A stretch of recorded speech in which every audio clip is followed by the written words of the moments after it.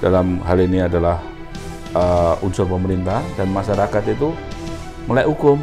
Kalau udah melek hukum, kemudian tahu hukum dan bagaimana supaya hukum itu supaya taat hukum itu perlunya audit hukum, audit hukum.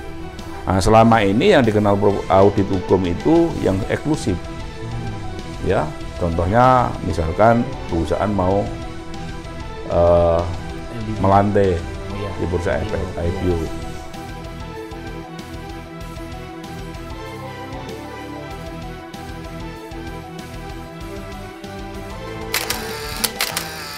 Assalamualaikum warahmatullahi wabarakatuh. Waalaikumsalam warahmatullahi Salam wabarakatuh. sejahtera, salam kebajikan untuk kita semua. Sahabat JSLG sekalian, kembali lagi bersama kami di program Nalar Hukum. Jangan bilang melek hukum sebelum mengikuti Nalar Hukum. Oke sahabat JSLG, kali ini kita kedatangan tamu spesial dari Solo ya Pak ya? Iya. Dari Solo, kita akan membahas mengenai topik kita pada hari ini, prospek profesi auditor hukum ke depan. Di episode sebelumnya kita sudah bahas tentang Kongres Asosiasi Auditor Hukum yang akan diselenggarakan. Kali ini kita akan membedah tentang profesi auditor hukum ke depannya. Tamu spesial kita pada hari ini yaitu Bapak Wartono Widjasaputra SHMH. Beliau selaku pengurus DPP Asahi sekaligus LSP Auditor Hukum Indonesia atau AHI dan asesor penguji atau penguji dari auditor hukum yang saat ini sudah bersertifikasi ya Pak ya. Dan nanti akan kita coba diskusi atau berbincang dengan beliau. Sebelum saya mulai program Nalar Hukum kita pada kesempatan kali ini, jangan lupa sahabat JSLG untuk subscribe, like, dan kalau ada komen-komen silahkan, mau pro dan kontra kami persilahkan. Oke, langsung saja kita ke topik pembicaraan kita pada kali ini. Selamat pagi Pak Wartono. Assalamualaikum warahmatullahi wabarakatuh. Waalaikumsalam warahmatullahi wabarakatuh. Terima kasih Pak atas waktunya.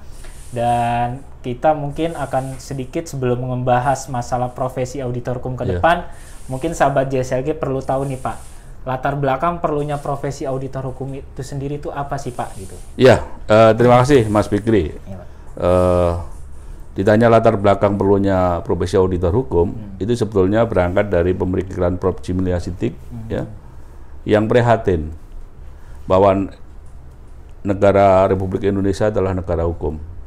Tapi di dalam praktek itu ketaatan terhadap hukum itu masih lemah.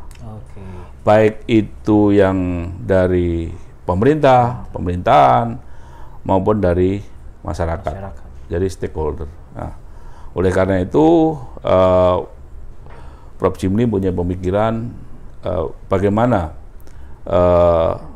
ketaatan hukum itu bisa meningkat. Nah, titik tolaknya adalah perlunya audit hukum. Profesi audit hukum yang nanti profesi audit hukum itu akan menuntun ya agar dalam hal ini adalah unsur pemerintahan dan masyarakat itu melek hukum. Kalau udah melek hukum, kemudian tahu hukum dan bagaimana supaya hukum itu supaya taat hukum itu perlunya audit hukum, profesi audit hukum. Nah, selama ini yang dikenal audit hukum itu yang eksklusif. Ya, contohnya misalkan perusahaan mau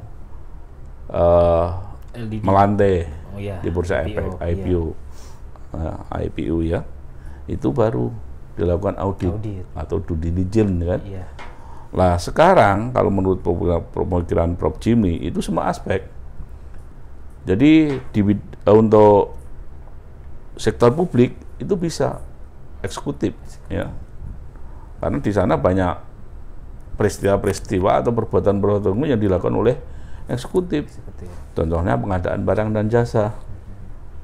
Nah, sehingga nanti dalam sebetulnya sekaligus untuk kalau udah taat hukum dengan sendirinya kalau bersangkutan dengan pemerintahan, keuangan negara, itu mencegah adanya kasus-kasus korupsi. Iya, itu pencegahan. Nah, kemudian sektor swasta banyak. Supaya nanti di dalam perbuatan hukum atau peristiwa hukum yang dilakukan swasta itu tidak melanggar hukum dan taat hukum. Contohnya apa? Dalam sektor keuangan. Contohnya apa?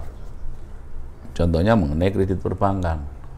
Kan banyak perusahaan-perusahaan fiktif yang dikucurkan kredit oleh bank. Ternyata perusahaannya itu hanya nama. Dan pengurusnya, direktur maupun komisarisnya adalah office boy. Hanya untuk menggarap proyek ya Pak? Mengelabui ya Pak. Kemudian sektor yang lain bisa pembentukan peraturan perundang-undangan. Kan udah ada undang-undangnya. Mengenai undang-undang tata cara pembentukan peraturan perundang-undangan. Sehingga kemarin tidak timbul seperti misalnya kasus-kasus omnibus law yang dikoreksi oleh Mahkamah Konstitusi. Kan semuanya bikin kemudian tidak efektif di dalam bekerja. Ya kan? Karena ketidaktaatan hukum, paling tidak itu yang terjadi. Iya, jadi kalau pelanggaran hukum yang menyangkut keuangan negara jelas nanti akan menimbulkan kasus-kasus korupsi. Iya. Nah, itulah yang di pemikiran Bob Gini, sehingga kita yang muda-muda ini, ya, walaupun saya sudah tua juga, ya, itu diminta memikirkan lebih lanjut, bagaimana bisa membentuk profesi hukum itu. Profesi audit hukum itu yang secara umum. Baru nanti kalau mau spesialis silahkan aja. Nah, oleh karena itu kemudian perlu dilakukan pendidikan atau pelatihan calon auditor hukum. Yang kebetulan Prof. Jimli mempunyai lembaga yaitu CLSG, ya kan?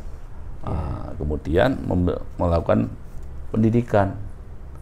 Nah, setelah melakukan pendidikan, kemudian bagaimana kita memikirkan, karena seorang auditor hukum itu harus independen, harus non parsial, ya, harus mandiri. Ya, oleh karena itu ternyata ada peraturan perundang-undangan yang menuntut itu, yaitu di bawah BNSP, Badan Sertifikasi Profesi. Nah, oleh karena itu merintislah ini, dirintis. Bagaimana nanti calon-calon auditor hukum itu bisa bersertifikat.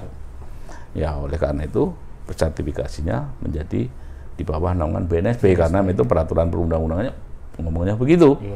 Nah, kemudian dilakukan penjajakan kepada BNSP dan ternyata tidak mudah. Ya, tidak mudah langsung membentuk lembaga sertifikasi itu tidak mudah. Nah, kemudian baru pada angkatan pendidikan angkatannya ke-34 ya kalau enggak itu kita baru bisa dengan yang semula kita dijadikan baru tempat uji kompetensi atau TUK oleh BNSP di sini. Kemudian baru angkatan 34 itu kita dilepas menjadi namanya Lembaga Sertifikasi Auditor Hukum Indonesia. Nah, itulah ceritanya seperti itu. Sehingga sekarang sudah banyak auditor hukum bersertifikat yang diakui oleh negara sebetulnya. Itu. Nah, kemudian baru nanti prospek kedepannya seperti apa kan itu. Itu latar belakangnya. Jadi profesi auditor hukum itu tidak datang sekonyong-konyong. Ya, bukan datang hanya tidak dipikirkan dalam-dalam. Yang memikirkan ini yang mempunyai ide Prof. Jimli Asidik loh. Mantan Ketua Mahkamah Konstitusi, mantan DKPP dan sekarang di DPD. Ya kan, kita tahu track recordnya beliau. Jadi bukan pemikiran abal-abal lah. Jadi bukan pemikiran yang dangkal.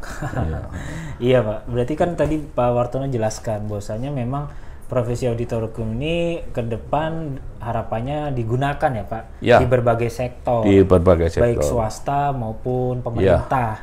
Berarti secara umum kan tadi Bapak sedikit menjelaskan fungsi dari auditor hukum ini untuk mitigasi resiko hukum. Sehingga di kemudian hari meminimalisir ya Pak ya, potensi adanya dispute atau adanya pelanggaran. Dan kelebihan auditor hukum dibandingkan dengan audit keuangan, ya kan, yang dilakukan oleh akuntan publik misalnya. Auditor hukum itu bisa dilakukan di awal kegiatan, itu untuk mencegah. Contohnya, ya, seperti mau pengadaan barang dan jasa, ya kan? Si kontraktor atau rekanan yang telah dikatakan menang lelang itu benar-benar punya legalitas yang benar enggak? Oke, itu harus ada audit itu, Pak ya? Audit. Jadi oke. Karena kalau semuanya diaudit dulu, belum tentu menang kan nggak mau. Iya. Nah, yang menang aja dia harus disyaratkan di dalamnya. Yang menang mau diaudit nggak? Kalau nggak mau diaudit ya jangan ikut kan? Betul. Nah, itu. Dimasukkan persyaratan. Contohnya itu. Iya. Kemudian di tengah-tengah kegiatan, gitu. Udah ada kasus mengenai bansos kemarin, waktu pandemi kan, walaupun sekarang masih pandemi. Ternyata bocor, ya kan? Nah, itu perlu audit hukum di tengah-tengah, itu untuk mencegah kerugian lebih lanjut. Kemudian pos atau di akhir kegiatan. Nah, itu terjadi pelanggaran terhadap ketentuan hukum enggak? Di sana itu berita. Kalau terjadi ini berarti sebagai pemadam kebakaran. Nah, gitu. Jadi khusus ini untuk unsur hukumnya. Nah, mengenai kerugian negara itu soal lain.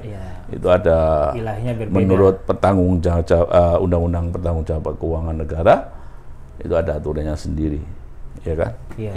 Itu yang berarti ke depan yang Pak Wartono sampaikan harapannya bisa saling bersinergi ya Pak ya, antara audit hukum, mungkin kalau dalam hal tindak pidana korupsi dengan BPK, dengan PPATK misalkan begitu ya Pak ya. Dan kita bisa membedah sebetulnya contoh misalkan lembaga negara mana atau auditor mana yang secara hukum itu punya kewenangan untuk menghitung keuangan negara sebagai bukti di persidangan perkara pidana korupsi misalkan. Kita bisa membedah itu. Karena kita punya standar untuk membedah itu. Gitu. Nah, ini menarik nih Pak. Bapak bilang tadi punya standar. Standar apa sih Pak profesi auditor hukum? Ya, itu nama disebut sebagai standar kompetensi. Standar kompetensi ya. Kita biar sederhana, karena ini sifatnya umum, kita ada 7 standar kompetensi. Itu jadi pakem ya Pak ya? Jadi pakem. Tentunya tidak perlu saya sampaikan share di sini. Ikut pendidikan dulu. Harus ikut pendidikan kalau mau ikut tahu. Dulu ya. Karena kalau saya share pun itu penjelasannya panjang. Betul Pak. Jadi berarti dalam pelaksanaan audit hukumnya, profesi auditor hukum ini punya standar ya Pak? Punya standar. Dan itu standarnya sudah dilegitimasi ya Pak ya? Sudah terdaftar di BNSP. Dan itu sudah diakui. Sudah diakui oleh BNSP. Wah, berarti menarik. Meskipun standar ini nanti kemudian bisa berkembang. Iya kan? Berkembang. Karena sesuai dengan tuntutan zamannya seperti apa. Berarti nggak saklek. Tidak, kita sudah ada perubahan 2 kali kalau nggak salah. Ya, Pak ya? Iya, selama kita melakukan, kita menyesuaikan, selalu menyesuaikan. Baik, cukup menarik nih. Kemudian Pak, apakah sejauh ini Asahi auditor hukum, profesi auditor hukum ini sudah diketahui publik Pak? Dalam arti yang tadi Bapak bilang ke depan kan harapannya bersinergi nih.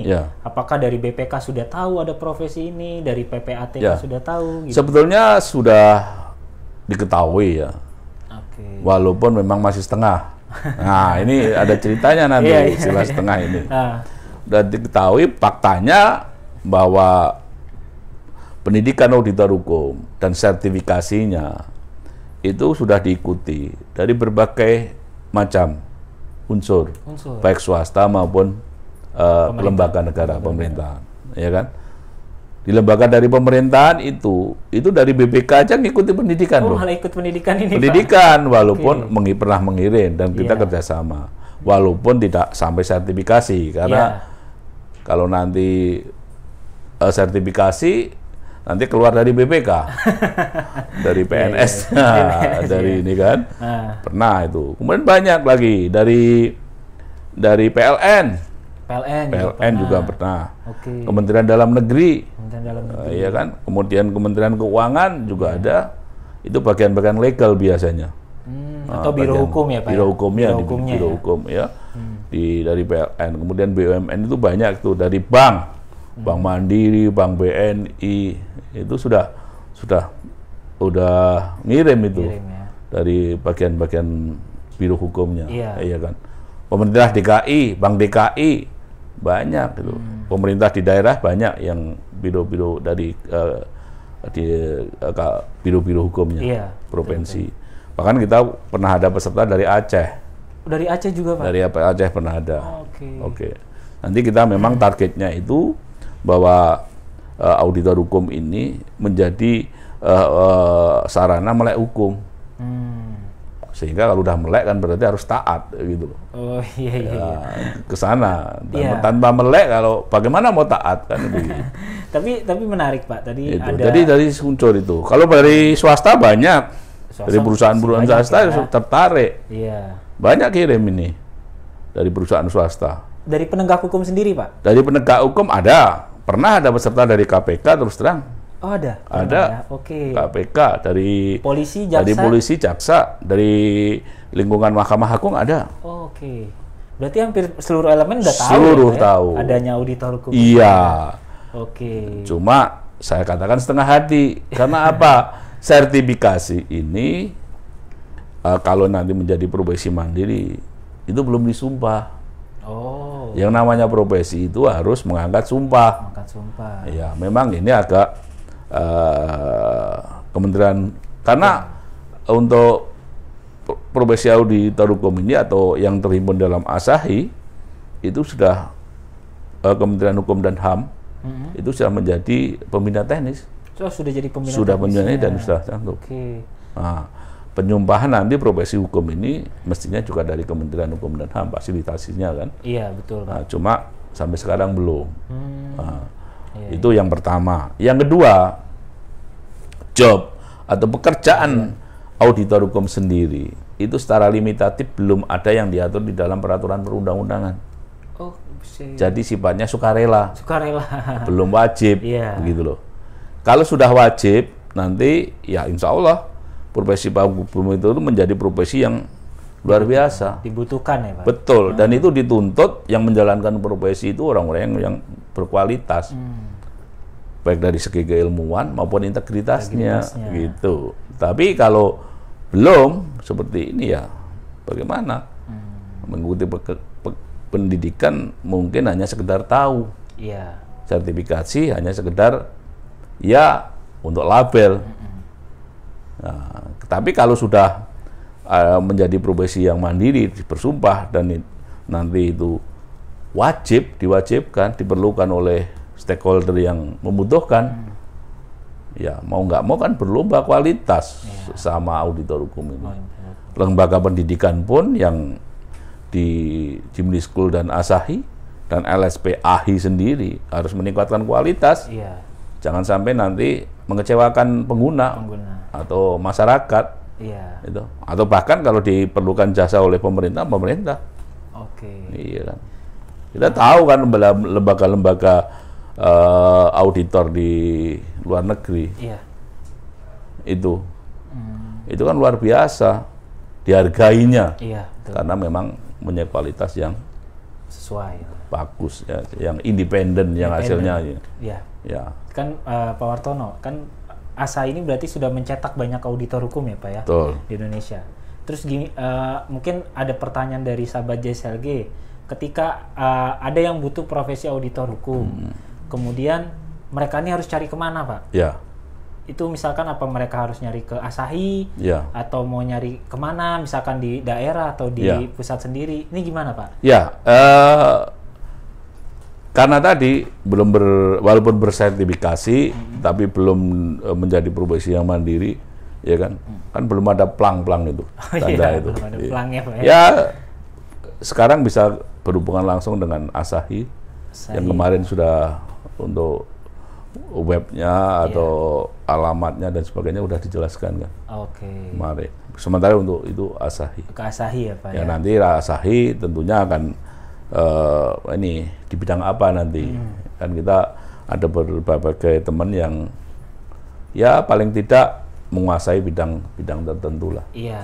Yang privat atau yang publik itu banyak. Oke. Berarti kalau sahabat JSLG mau butuh profesi auditor hukum bisa langsung menghubungi di Asahi dulu. Ya. Ada ini nggak sih Pak standar rate Pak harga gitu? Ya sementara belum. Sementara belum. Ya. Ke depan memang harus ada. Oh mau diatur? Oh Pak? Iya. Seperti profesi yang lain. Iya. Seperti notaris kan ada standarnya. Rate-nya ya Pak. Iya. Ya? Oke. Kalau advokat nggak ada. Iya. Hanya kesepakatan. Lah antara lain kalau namanya kesepakatan pun itu ada standar. Itu yang disebut standar. Yeah. Standarnya adalah apa? Kesepakatan. Iya. Nah, itu. Nah, kedepannya seperti apa? Aduh.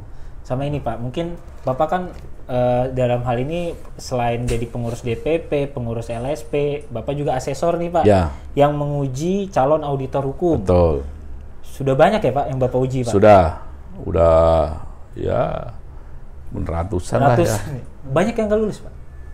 Ya kalau di uji kompetensi itu kan bukan lulus dan tidak lulus. Oh itu apa tuh Pak? Tadi kompeten dan belum kompeten. Oh. Dan satu lagi sebenarnya PL. PL itu penelusuran lebih lanjut. Nah konsekuensi dari 3 hasil itu kalau kompeten ya berarti nanti disertifikasi. Ada sertifikat. Kalau belum kompeten ya harus ngulang. Harus ngulang tuh Pak? Ngulang uji lagi. Ikut pendidikan lagi? Belum. Tidak kalau itu. Ngulang yang belum kompeten aja. Oh ujiannya aja? Ya. Oke. Lah nanti itu ujiannya kan bertahap. Tahap-tahap apa aja. Nanti perangkat ujinya apa aja. Iya. Itu nanti. Nah, kemudian yang PL tadi, yang penelusuran lebih lanjut, waktu diuji kompetensi sama sekali nggak nyambung, nggak mudeng. Nah, itu harus ikut pendidikan. Oh, kalau itu PL terparah berarti ya Pak? Terparah. Itu memang standar BNSP begitu. Nah, kita hanya menjalankan standar yang telah ditentukan juga oleh BNSP. Dan itu benar. Iya. Tapi alhamdulillah dari selama pendidikan dan kemudian uji kompetensi, kok belum ada yang PL ya, paling enggak ya nyambung lah. Iya. Karena kan mereka udah ikut pendidikannya kan, Pak? Baru ujian. Iya.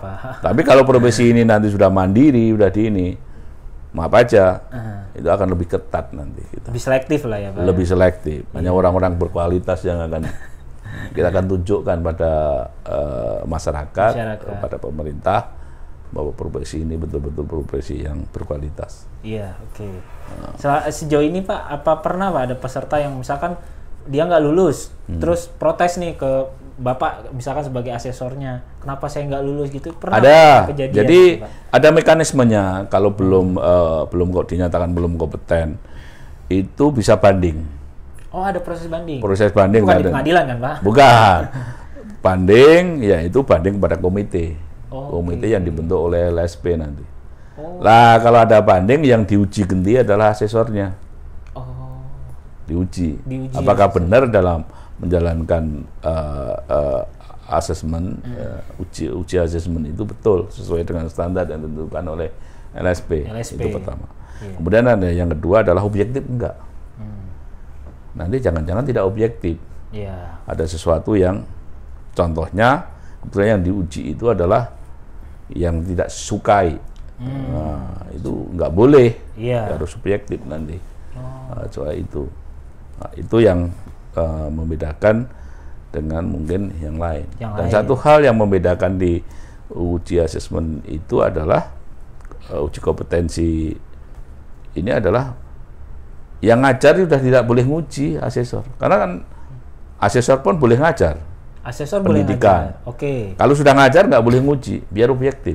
Oh, luar biasa ya Pak. Bedanya dengan pendidikan di sekolah. Ya, Pak, ya? Dengan pendidikan di sekolah kan, dosen yang ngajar, yang nguji. Iya, kan? betul. Tapi kalau di lembaga sertifikasi kita ini nggak boleh. Nggak tahu kalau lembaga sertifikasi lain. Ya. Itu ada, kalau sudah ngajar ya nggak nguji.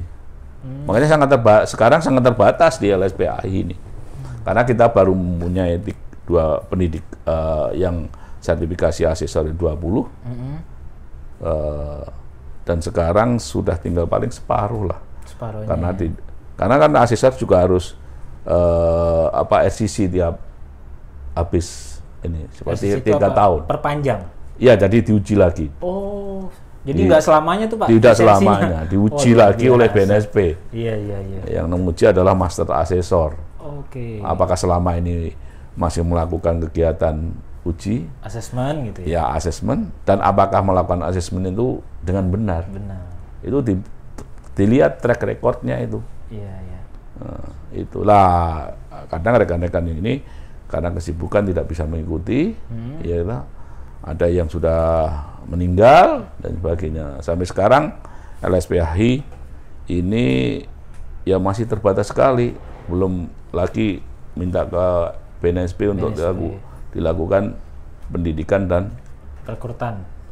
Iya, sebagai asesor lagi. Asesor lagi. Karena syaratnya juga sekarang lebih ketat. Iya. Di BNSP, nggak mudah.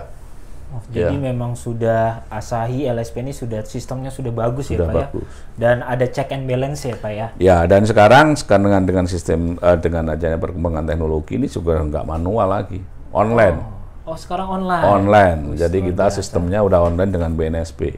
Iya. Jadi waktu uji pun itu online.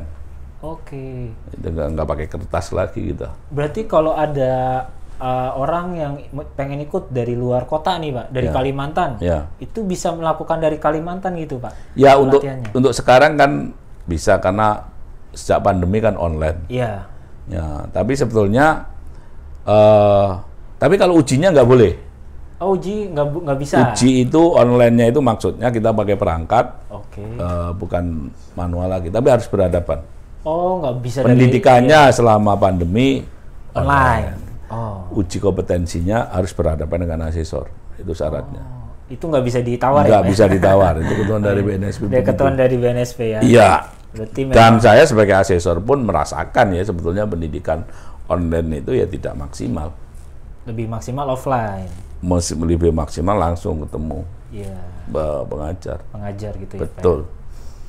Ini ke depan kalau pandeminya sudah selesai ya kembali lagi kalau saya menyarankan itu. Ya. Cuma kendalanya memang ya kalau yang dari jauh ya, dari Aceh contohnya. Biaya ya Pak ya? Selain biaya kan juga waktu. Waktunya ya. Iya. Betul. Karena peserta dari Aceh ada yang karena uji asesmen itu kan fleksibel. Capek boleh minta istirahat. Iya. Nggak cocok sama asesornya boleh minta ganti. Itu ada yang dari waktu saya nguji dari Aceh, Pak saya capek banget Pak, tolong baru landing ditunda gitu, Pak. Ditunda ya tidak apa-apa. Bisa nego Pak sama asesor ya? Wah luar biasa. Itulah. Jadi itu ya ada ke apa fleksibel. Bahkan ganti asesor pun nggak masalah. Bisa Pak gitu. Bisa. Pak? Cuma faktornya kan nanti bersangkutan dengan biaya kan. Itu urusan dengan sekretariat lah, bukan urusan dengan asesor. Berarti bisa ya Pak, saya ikut ujian, terus saya misalkan, saya nggak srek nih sama asesor ganti, tapi dikenakan biayanya sendiri. Ya, itu urusan sekretariat lah, bukan urusan asesor. Wih, luar biasa sahabat JSLG. Yang penting kan sebetulnya yang ingin dihasilkan itu adalah dia memenuhi standar. Ya, sertifikasi. Betul. Ada maksudnya memenuhi kualifikasi ya Pak, betul, yang ditentukan. Iya. Oh iya. Jadi sahabat JSLG luar biasa ya, karena ternyata profesi auditor hukum ini dari mulai fase prosesnya ini sangat selektif dan ada tingkatan-tingkatan yang memang sudah terstruktur lah. Yeah. Dan ini luar biasa tadi pemaparan dari Pak Wartono. Jadi auditor hukum yang saat ini ada itu bukan serta-merta mudah mengikuti asesmen atau ujian dan pendidikan. Nah Pak Wartono, mungkin apa sih Pak harapan Bapak ke depannya terkait profesi auditor hukum ini Pak? Ya, terkait profesi auditor hukum ini sebetulnya kan dari apa yang saya sampaikan itu kan manfaatnya untuk negara hukum ini kan luar biasa besar. Ya, kita negara hukum, tetapi bagaimana setiap unsur di dalam negara ini, baik pemerintah, baik masyarakat, taat hukum itu kan belum mengerti kan bagaimana standarnya. Iya, betul. Nah, oleh karena itu setiap kegiatan, terutama yang bersentuhan nanti dengan uang, dengan keuangan negara, dengan uang perusahaan, itu ya perlu audit hukum lah. Perlu audit biar taat. Kalau udah taat hukum, tentunya kerugian itu kan bisa dicegah. Gitu. Baik kerugian negara maupun kerugian perusahaan kalau dari sektor swasta. Sektor swasta. Kalau sektor publik mungkin di pembentukan peraturan perundang-undangan kan ya paling tidak mencegah. Jangan sampai nanti undang-undang itu hampir setiap undang-undang diuji di MK. Itu kan tidak efisien, tidak efektif. Mubazir ya. Mubazir dalam pembentukan peraturan perundang-undangan itu kan luar biasa memerlukan biaya yang tidak sedikit. Iya, betul. Gitu loh. Lah kita mempunyai standar untuk menilai itu. Oke. Nah, berarti gitu suatu saat bisa Pak dipanggil DPR nih? Oh bisa, kita hearing bisa. Iya. Yo kita ini pernah kita juga sharing dengan Bappenas loh. Pernah kita diminta untuk bagaimana pendapat. Iya. Dan kalau kita asosiasi kan gratis. Iya. Karena yang dikenakan cat kan kalau yang profesi auditor hukumnya. Oh iya. Ya kita bukan hanya kita bayaran melulu. Kalau dari asosiasi kita diminta oleh pemerintah untuk membantu pemikiran ya kita harus tampil lah. Betul. Tanpa ada bayaran pun kita Betul. Ya itu. Jadi ya dan ke depan ya tentunya kita akan coba masuk lewat perguruan tinggi. Karena kalau di Jakarta ini sebenarnya sudah banyak kerjasama dengan perguruan tinggi untuk pendidikan. Untuk pendidikan auditor, ya. Pak. Okay. Nah, dosen pun banyak yang ikut kan. Ya ada beberapa perguruan tinggi di Jakarta ini sudah mengikat kerja sama dengan ASAI dan Jimniskus untuk pendidikan. Ya nanti mungkin kalau di daerah-daerah untuk nanti supaya efektif waktu ya yang ke daerah itu yang dari pendidikan. Pesertanya biar yang dari daerah. Oh jadi roadshow gitu ya Pak? Iya. Nah itu paling efektif bekerja sama dengan perguruan tinggi setempat. Perguruan tinggi hukum lah. Fakultas hukumnya ya paling tidak. Itu lebih efektif nanti. Dan contohnya nanti pesertanya dari instansi pemerintah maupun dari swasta, dia tidak banyak buang waktu. Nah tentunya yang dari lembaga pendidikan ini yang perlu mengatur waktu. Itu aja. Nah, perkara biaya dan sebagainya itu kan nanti bisa diperundingkan. Iya Pak. Oke siap Pak. Oke, sahabat JSG sekalian, tadi kita sudah banyak berbincang dengan Pak Wartono terkait dengan profesi atau prospek profesi auditor hukum ke depan. Ternyata memang sangat membuka pikiran kita ya Pak ya, tentang profesi auditor hukum ini sebenarnya ke depan dibutuhkan, harusnya. Sekarang pun mesti ya. Iya, sekarang bahkan sejak dulu mestinya dibutuhkan. Tapi karena baru muncul sekarang ya silakan memanfaatkan. Oke, mungkin ini untuk di notes ya untuk pemerintah sendiri. Biasanya memang ini loh ada loh profesi auditor hukum ini. Mohonlah dari pemerintah diakomodir dan ini mungkin bisa diberdayakan karena anggota ASAI sendiri sudah banyak ya Pak ya. Udah. Dan kita untuk asosiasinya kan udah di berbagai daerah juga. Oh, sudah ada di berbagai daerah kemarin ya, kayaknya Pak, ya? Udah ada POT juga untuk Munas ke berapa ya? 3, Kongres ketiga ya? Iya. Itu diikuti oleh pengurus dari daerah loh. Oh, iya. Kan? Berarti di hampir seluruh daerah sudah ada ya Pak ya? Ya, beberapa daerah yang telah mengikuti pendidikan di sini dan sudah bersertifikasi biasanya langsung membentuk kepengurusan. Oh, oke. Saya nggak hafal itu. Iya. Nah, ini menarik nih. Jadi sahabat JSLG atau khususnya pemerintah lah, mohon auditor hukum ini disoroti dan diberdayakan lah, karena mengingat sudah banyak anggotanya, apalagi kan melalui proses uji kompetensi yang lumayan ketat di ASAI dan LSP ini. Jadi jangan khawatir ya Pak ya untuk menggunakan jasanya, untuk menggunakan jasa auditor hukum sendiri gitu ya Pak ya, karena sudah ada prosesnya nih, sudah ada lembaga yang mengawasi auditor hukum itu sendiri. Oke sahabat JSLG sekalian, mungkin nalar hukum kita pada kali ini kita sudahi sampai di sini, dan mungkin kalau ada sahabat JSLG yang ingin komen, silakan komen di kolom komentar. Dan sekali lagi saya mengingatkan, jangan lupa subscribe, like, dan di-share ke kolega-kolega dari sahabat JSLG. Terima kasih Pak Wartono atas waktunya Pak. Sehat selalu Pak. Ya, Assalamualaikum warahmatullahi wabarakatuh. Waalaikumsalam warahmatullahi wabarakatuh. Jangan bilang melek hukum sebelum mengikuti nalar hukum. Wassalamualaikum warahmatullahi wabarakatuh.